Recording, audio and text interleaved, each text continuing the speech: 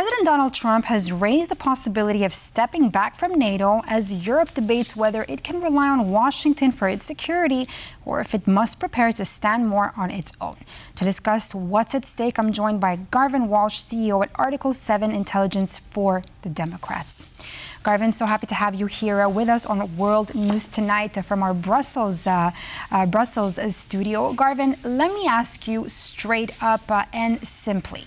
Can there be a NATO without the United States of America? Well, the thing is, we need to separate two things. First of all, there's what the Trump administration says, and then there's what the United States actually does as a government. Several legislators were worried about this happening, so back in 2024, they passed a law that prevents the Trump administration unilaterally withdrawing from NATO without asking Congress first. One of those senators was none other than Marco Rubio, now Secretary of State. Obviously, he's now saying something different because his boss wants him to say something different. But the United States is unlikely to withdraw from NATO because there's no chance of this getting through Congress. What Trump can do, however, is make NATO inoperative. He can make sure they don't take decisions quickly. He can make it difficult for troops to react to threats or provocations, and he can put diplomatic pressure on Europeans to fail to act to deter Russian aggression. That's the problem this is causing. It's not going to be the US withdrawing from NATO. It could be the Trump administration making NATO rather difficult to actually use in a crisis, and that's a serious problem that Europe is going to have to start to deal with. In other words, though, to understand correctly, you don't think that Europe should take Donald Trump's statements should perceive Donald Trump's statements as an imminent threat? I think they should be careful about them, and they should take them as a warning that Europe now needs to put in place measures to be able to act independently of the United States. So they need to, even if it's under NATO, even if it includes Canada, even if it includes the United Kingdom, they need to be able to act separately, even if the United States is unable to participate itself because their commander-in-chief has chosen not to activate US forces or US assets.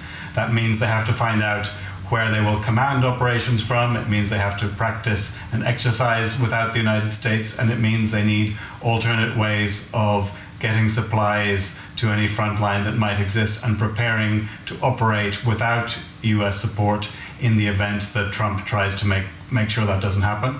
Here, the US would still formally stay a member of NATO. They just wouldn't really be acting as a member in good standing. And until Trump is replaced by somebody else, they wouldn't be able to fulfill their obligations to the alliance.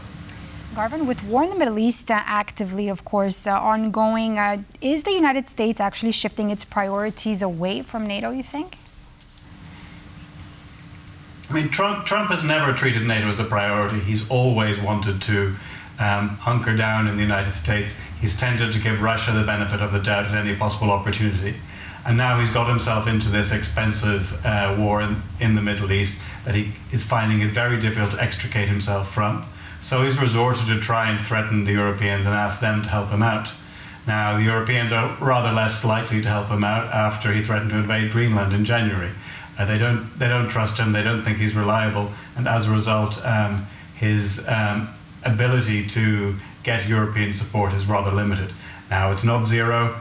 Major European countries are very suspicious of Iran. This includes France, Germany, and Britain, who've had a long-running political and diplomatic and intelligence conflict with Iran. So they're not against the Iranian regime being taken down a peg or two. They are against disruptions to oil supplies that are causing price increases here in Europe. They are against American bullying. So it's become a very difficult diplomatic situation for Europe. And here Trump is again trying to get somebody else to clean up his mess. I don't think it's going to work for him this time. So we'll have to see what his next strategy is to try and get himself out of this quagmire that he's caused for the United States. What do you think his next strategy will be in this case? Well, he could try and escalate. The US are sending troops and equipment to think about how they could try and seize some islands in the Hormuz Strait, perhaps some territory in Iran, but that's going to be a very, very difficult military operation. The United States isn't used to modern drone warfare. They've had no practice in it. The Iranians are getting Russian advice on this. The Iranians, of course, are makers of the Shahed drones, and they've had some practice with their allies in Hezbollah against Israel. So it's going to be a messy military operation if that is tried. Alternatively, he could try and just leave the Gulf, but that's going to be very difficult for American allies in the Gulf, who will then still be vulnerable to American attack, and it won't solve the problem that Iran has decided to block the Strait of Hormuz. Finally, the Pakistanis are trying to organize some kind of peace negotiations, but it's very difficult to see them succeeding at the moment. On the Iranian side, what they're particularly worried about is also American unreliability. Trump has said he reserves the right to try and attack Iran for other purposes, even after concluding a deal, but it's hard to see why Iran, now that it controls the Straits and is able to block shipping from the Straits, would accept those kind of conditions. Garvan, we're hearing also concerns that about Americans not delivering some weapons promised to Europe despite certain contracts. Do you think that this is becoming a real reliability issue, and what does it actually mean for European defense and security moving forward? Yeah, I mean, if the United States doesn't supply those weapons that Europeans have bought, there's a word for that. It's called theft. And it's going to cause Europe to think very seriously about where it can get future weapons from. At the moment, yes, there are certain weapons that the United States has a near monopoly on. So we're going to have to start thinking very quickly about how to develop alternatives, how to improve alternatives, particularly in areas like air defense, anti-radiation missiles, and so forth. These are things, if the United States is such an unreliable supplier, we simply can't rely on it for our military needs, and this is going to be very bad news for the American arms industry. I would encourage the American arms industry to speak to their president and say, look, we have contracts here, we've got to honor those contracts, and if we want people to buy our weapons, we need to be able to deliver the contracts that we have signed. Garvan, do you think Europe would actually be able to defend itself should it be cut off from all those U.S. weapon supplies? It will be difficult, but yes. I mean, first of all, Europe does, of course, have the most powerful land army in the Eurasian continent, which is Ukraine's, continuing to fight Russia. Then there has been significant rearmament. Of course, there will be difficulties, and we would have to fight differently from the way that the United States and NATO have planned in the event of any Russian aggression. And we must also remember that the Russian army is itself pretty heavily depleted.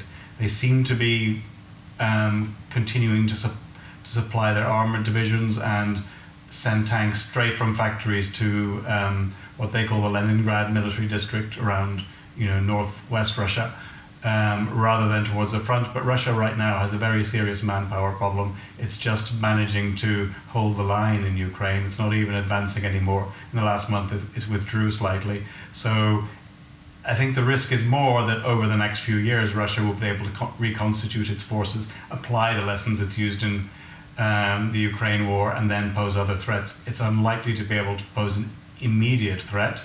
And Europe does have significant forces, and the United States is still committed by treaty, and there's still American forces in Eastern Europe that would have to follow orders to defend Europe, even in the absence of Trump's willingness to do that. So there's other things that Russia has to consider. Although the President of the United States might be quite slow in reacting, the political pressure on him to defend Europe against the United States against Russia, would be extremely strong, and it's not necessarily pressure he could resist. We have to remember that the National Defense Authorization Act passed last year over Trump's veto was able to ensure that there would be continued American presence in Europe. Of course, basically, understanding with everything that you are saying, is it safe to say, Garvan, that we are witnessing some sort of European realignment? In 3 words, yes or no, yes or no question. Yes, we have to realign, and we have to start defending ourselves more strongly, because under Trump, the United States has stopped playing its traditional role of being a reliable ally. Thank you so much, Garvan Walshe, for being with us here on World News Tonight. Thank you for all your input. And that's all for this edition of World News Tonight here on TVP World. I'm Diana Skye. Thanks for watching, and stay with us here for more news and exclusive interviews.